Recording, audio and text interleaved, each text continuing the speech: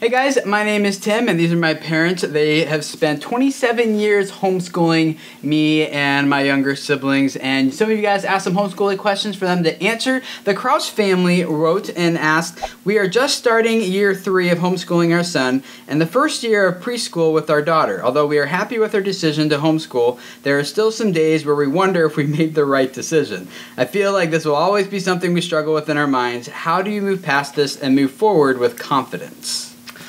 I think you have to know why you homeschool.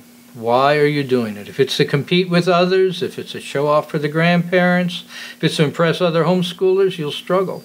But if you do it because you know that's what God wants you to do, because He put that in your heart, because you know that that family unit is a basic unit for God, then you'll do it. Yeah, you really aren't confident in what you're doing. You're just learning as you go. If with number 1 especially, or maybe number 2.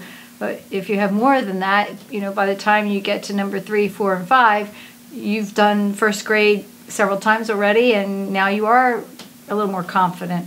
But the whole process of parenting, isn't you come fully loaded with all that information ahead of time. You learn as you go.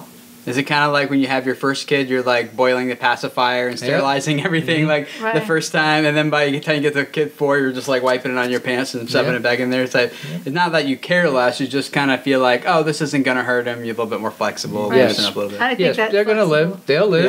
Yeah. Yep, and they'll learn and they'll grow.